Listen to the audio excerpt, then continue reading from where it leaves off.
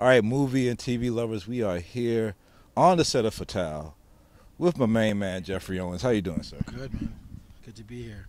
Now, you're a Brooklynite, so I always got to get the credentials on what part of Brooklyn, what train you ride. What train? D train to 7th Avenue, Prospect Heights. Okay. Brownsville. He official. He passed. He didn't say Uber. He said the D train. But we're here and we're here at your magnificent house. Who would have known, like after Trader Joe's, that you were just balling out like this, man? Yeah. You know, life's tough. This is not my house. This is the house where we're filming Fatale. I just want you to know, this is Michael Ealy's house in the movie. This is where he lives. The main character of the movie. So you've had a long career, and most people remember you starting from one of our favorite characters on The Cosby Show. But can you tell me, like, your first time performing in front of a audience? Like, what was your... Oh, gosh, that must have been 3rd grade, probably, when I was in, school plays. Yeah. Hansel and Gretel and Peter Rabbit and stuff like that. That's actually when I got the bug to be an actor, because people, I was in shows at school and people laughed. And I remember people used to say in grade school, you ought to be on TV. And I was like, yeah, well, whatever. I never thought I was going to be on TV. But actually, that's when I got the acting bug. And then, I did shows in school, and then eventually I went to college for, I studied drama in college, and pretty soon after college started auditioning and got cast in things pretty quickly. Things happened very quickly back in the mid-'80s. Yeah. Was it a lot of theater first? A lot of theater first, yeah. I've still, at this point in my career, I've done mostly theater more than anything else. Okay. So tell us about the big break with The Cosby Show. I mean, like, how did that audition go, and what season were you introduced? The second season, yeah. It was like 1985, right? Started in 84. That was a crazy story because my mother actually met this lady. My mother's a teacher, and she had a student who was an actress, and the student said to her, hey, your son's an actor, give me his picture. So my mother said, give me your picture. And I said, come on, Mom, leave me alone. And I actually gave it to her. She gave it to this lady. She gave it to her friend, an agent, and that's how I got the audition for The Cosby Show, and very quickly, that's how I got cast. So thanks, Mom, once again. Wow. See? It's those little things that end up happening, like when you have no idea it's going to go somewhere. I actually listened to my mom that once, and it turned out great. Yeah.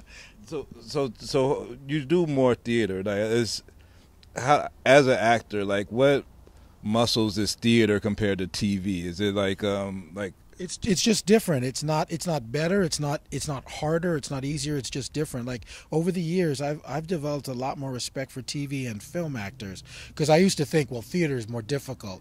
That's not exactly true. It's just it's different muscles. In theater, you get to.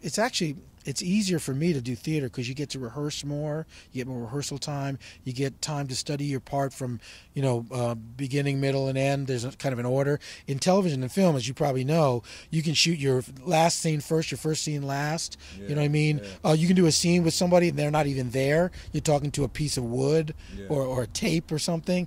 But so theater, it's all kind of makes more sense. It's so in that way, it's easier. That's why I respect, when I watch movies and film, TV now, I see someone do a difficult scene, and I know that guy may not even be talking to another human being. That guy may have, he may be doing his first scene last or whatever. It's actually very difficult, Wow. And a lot of pressure. There's a lot of pressure in TV and film, because you can wait around for hours, and then your turn, you're up, and you have to deliver. Theater kind of spreads everything out. There's a different kind of pressure. Film and TV pressure is intense. I wonder how it would have been if Cosby Show was in the live tweeting age, if people was able to tweet what's going on with Theo and everybody else, and I wonder how that reaction would have been to a show that everybody still loved. I wonder how integral people would have been on Twitter. Like, hey, I think it would have been pretty crazy, actually, because the show was so popular. I mean, many people don't even remember. I mean, now with all the different channels and stuff, all the content, if you get a few million viewers on something, you feel like that show's doing well. Cosby Show, we had 55 to 60 million viewers on a Thursday night. You can't do that anymore, except for Super Bowls and stuff. You know what I mean? It was a different time, but it was an incredibly huge audience, and so the social media hits would have been off the charts. Alvin, hurry up! The movie's gonna start soon. Here it is. A little snack before our movie marathon. All right, brother-in-law. Popcorn, ice cream, soda. What a guy. Elvin, we never had it so good. I hope Sandra gets snowed in. Please, don't say that. Elvin, where'd you get those pajamas? You know, Dad has a pair just like those. Yeah, these are your dad's. Your mom lent them to me. Well, they're kind of big, but they don't look too bad on you. Thank you. I sort of feel like your dad in these. Wait, let me see if I can walk like him.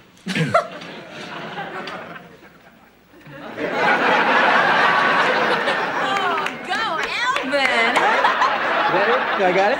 Yeah, do more. Okay. Hey, Pud! Now, don't try to tell me what to do because, you know, I paid for that couch you're sitting on. So now you're been cast in this movie. Could you tell a little about your role? Yeah, sure. I play a character named Bill Cranepool. I am the lawyer for Michael Ealy's character. Michael Ealy's the protagonist in the film, and accused of murder, and I'm the lawyer that's trying to get him off. I hear you're a little uptight, like you're a little... Yeah, I'm a bit uptight, yeah. Yeah, I'm an uptight lawyer from the East Coast, yeah. So how is it working with Michael Ealy? I mean, he's been living in New York for a while. I remember. He's great. I mean, he just when I came onto the set 2 weeks ago, because I actually came to LA 2 weeks ago to do one day, went back to the East Coast, and came back yesterday to do my other scenes. He and the director Deon Taylor just welcomed me immediately, made me feel like family, right at home. Yeah. He's great to work with, Mike. We did a couple of scenes last night, and he's just very generous, and it's good. It's a good relationship. So I want to get to like this recent news that put all this spotlight on you. I was getting offended looking at the tweets where it's like, yeah, ex-actor Geoffrey. I was like, it's not an ex-actor. He's working and doing his thing. Right. But I mean, just being there, like, were people recognizing you a lot at the store, and how long before, like, from that point to like this whole thing blew up with the picture? I worked at Trader Joe's for 15 months. Now, that seems like a lot to me. Now, to most people, it's like, so what? You did a job for 15 months. I did a job for 30 years. But, for me, it was a big deal because it was the first time in 32 years that I had done a job outside of acting, directing, and teaching. So, and in those 15 months, I don't think a day went by when someone didn't recognize me at the store. Yeah. Sometimes a number of people, they were all really nice, very cool about it, extremely cool. Some people asked me for autographs. Occasionally I give them. Some people ask me for pictures. I didn't take any pictures in the store. Yeah.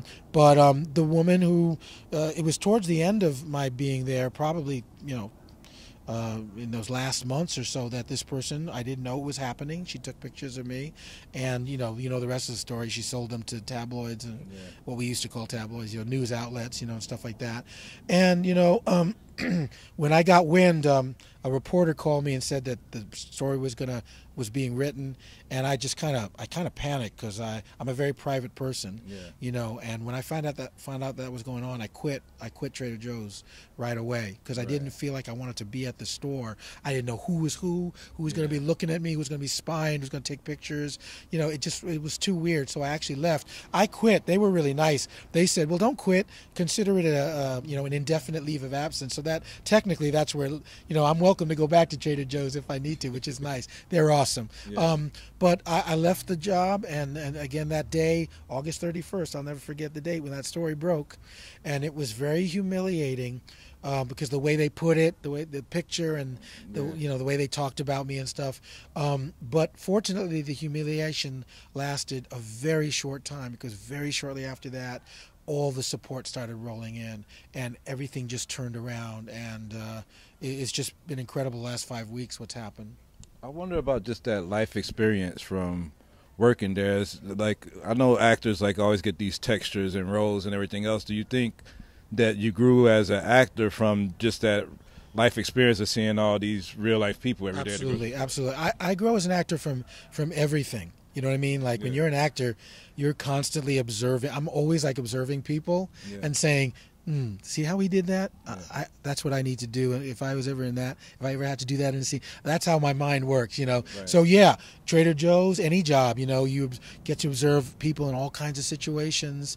It helped me grow, not just as an artist, but as a person. It was good for me to work there. It was actually good for me spiritually, emotionally, to have that job, to work hard at a job like 99.99% of people do. You know what I mean? It was good for me. Yeah. What I was about to ask, what does it say? Like, I know a lot of actors are working and the checks aren't always what they are. I mean, even with Netflix, the checks isn't always what they are back in the day. I mean, do you think this stigma that actors can't work is lifted at all with this situation? That people like should be able to go get jobs and do what they do?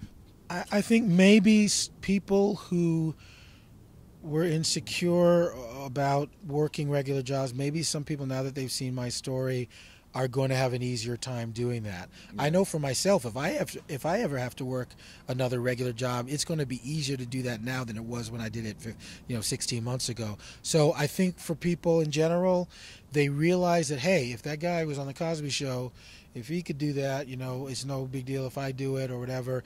Anything that helps people just do what they need to do, you know, and feel good about it and not ashamed or weird about it, that's great. And I think that's one of the really good byproducts of this whole thing. I know you've been on Sunny in Philadelphia and Have Nots and a lot of other shows, but I mean, just for me and a lot of Americans in general, like you said, Cosby has such a huge audience, and when it went off the air, it hurt me that my family couldn't see those episodes anymore. But like financially, like how does that affect the actor when you come? Because we've seen that happen with Netflix. With how does that? How does it affects you? Yeah. I mean, when the Cosby Show was pulled from the air recently, that's a certain amount of money that I don't get anymore. Yeah, right. And it wasn't a huge amount of money, but to me, it was. It's significant. I couldn't afford to lose that. And I don't complain about it. It's like I think about what the people involved in the trial were going through. It's kind of silly for me to say, and I'm losing my residuals. Yeah. So I don't go there. You know what I mean? Yeah. But the fact is, yes, I lost. For me, what is a significant amount of income, and that's just the way it goes. That's life, and that's one of the circumstances that led to my feeling like I just had to take any job, whatever I needed to get by. Well, I hate that the spotlight came through in some way that was trying to paint, some type of embarrassing situation, but I'm glad that it's all these opportunities that's opened up, and people's like, hey, yeah, let me give this great actor a job, and it seems like this role in Fatale is going to be cool with you and Michael Ealy, so I'm glad to just see you back doing your thing on TV and now on film. Not as glad as I am. Good to see you, Geoffrey Owens. You too, man. Pleasure. Thank you. Thank you.